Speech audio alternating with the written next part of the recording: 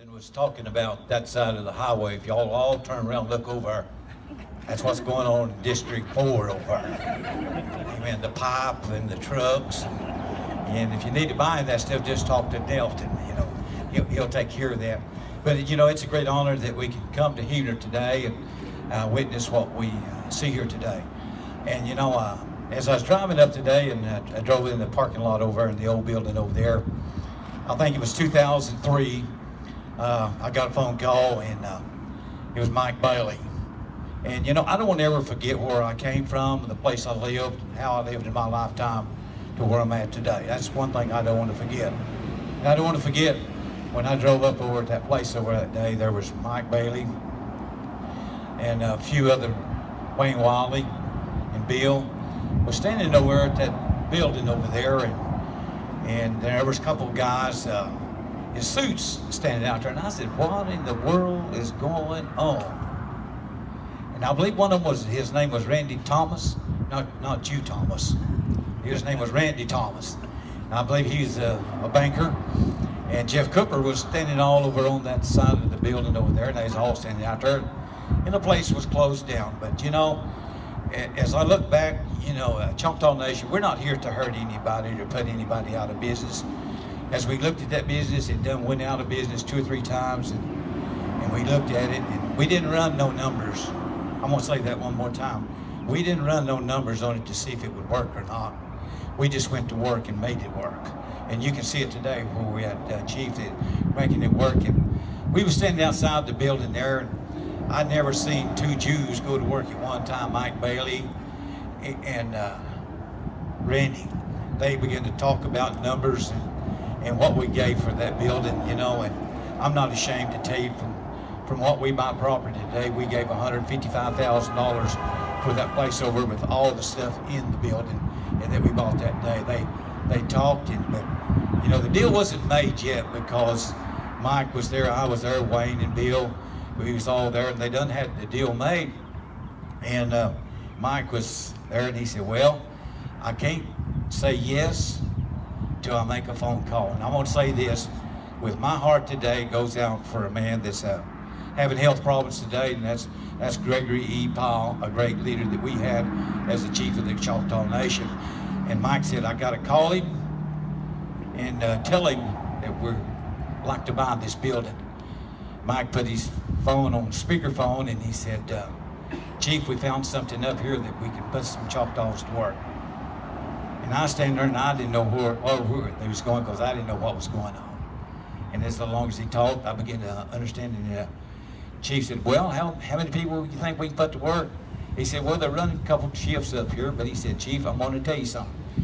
He said, they did, but he said, we can do it.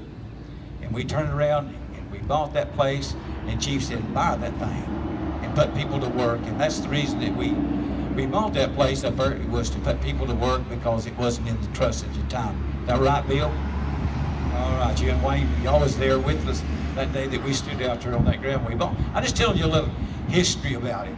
And it was a place that we can put people to work, and that's what we feel here today, that we can put people to work. And I will never forget, and I don't want to ever forget the people that came on the council before I did, and it was Charlotte Jackson. She called me one night, and she said, Kenny, I got a lady that needs to go to work, and she's got some problems in some areas, but she needs a job. She's got 4 kids. And she said, I understand that they can go to work down at Heavener. I said, well, did you talk to Mike? She said, yes, I done talked to Mike. He said, call you. I said, all right, Charlotte. I said, I'm fine with it. I don't care. I said, just because this all belongs to Choctaw Nation. The place at Poteau belongs to Choctaw Nation. This belongs to Choctaw. It belongs to the Choctaw people. That's who it belongs to. So as the conversation kind of went on, I'm just telling you a little history about how some of this came about. Charlotte was talking to me. She said, now, Kenny, I'm going to bring her down here tomorrow, but don't you come over and try to get her in your district. She said, you just leave her alone. She's okay in my district. She's just going to come down there and work for a while to heat her, okay? So we kind of laughed a little bit. I said, now, you're not going to pull a Bob Pate. Now, what I'm trying to say, we laugh, you know, we cut up, and we're a good group of men that work together trying to make the great Choctaw Nation work. And I was talking to Charlotte, and I said, now, Charlotte, you're not going to pull a Bob Pate on me, are you? And she said, what's that? And I said, you're not going to bring her over here in the stomp trailer and dump her out, are you? And Charlotte said, no. I said, I got a cattle trailer to be coming through to pick her up if you do. So we just kind of laughed, and you know, I got a lot of laughs at that old building over when she comes down. And, good morning and welcome to our ribbon cutting ceremony today. I tell you what, it is a beautiful day. I was speaking with Jerry Tomlinson earlier, and he asked me, he said, did you order today? And I told him, I said, man, I wish I could have been that one to put the order in, but it is a beautiful morning for this. I tell you what, isn't this a beautiful facility? I had a chance to walk through, and it is just a wonderful, very nice, beautiful, well laid out facility. And you know, these projects like this don't just happen. They start with a vision from great leadership, and the next person I have the pleasure of introducing is certainly a great leader with a vision for our Choctaw people's success and sustainability, along with the growth of their communities. And at this time, would you please welcome Chief Gary Beck.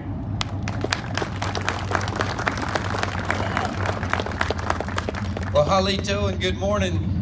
Kenny and them was saying, who in the world is he talking about up there? So it's giving me a hard time. But it is, as I always say, it's a great day to be here in Heavener. And as Jack said, it is a beautiful day. And I am so thankful that the Choctaw Nation has this tribal council here that invests the dollars in southeastern Oklahoma. 18 new jobs created right here in Heavener. And that's about growing the economy, making sure that we keep our people, our communities strong. And I know we always joke every time we go to an area that today Kenny's my cousin because he's getting something in his area.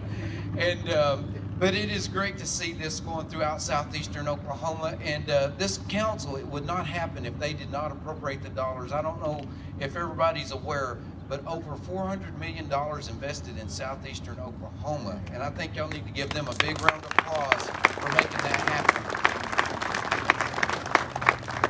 You know, the council and everybody and this assistant chief that we have here has grown this Choctaw Nation to 9,000 employees. And we hope that when we come into a community, I want to thank the city of Heavener for embracing us and for having us here. And because we're hoping that we can create more economy coming in, more dollars being perpetuated here, more people staying close to home. That's what it's all about for us. It is about faith, family, and culture. We want our families to stay home. We want them to grow up in Heavener, Poteau, and our areas here. I know Delton, we actually drove through the big city of Summerfield on the way over here this morning, and that's where Delton grew up. But we do. It's kind of sad when you drive through those areas because they are starting to die out, and we do not need to let our communities die out. We need to make sure that they stay strong. And so I just want to say thank you to all of our staff. I look over here, and I know me and the council and the assistant chief, we get a little credit for a lot of these things. None of it could happen without our staff. And if Jody, your TR, all the staff, the ones that did construction, I see Lance and some of you all over there are construction crews. Jeremy, if y'all would raise your hands and let's give them a big round of applause. Ron, thank you all, Chuck, for everything that you do for us. We appreciate you so very much. But without further ado, I'm going to turn it back to our assistant chief. Thank you for coming out today. God bless each and every one of you. Good morning and welcome to our ribbon cutting ceremony this morning. If you would like a chair, we have plenty of chairs up here for you. If you'd like a seat, invite you up here. Before we begin, though, I'd like to ask Mr. Joe Coley if he would open us with a word of prayer.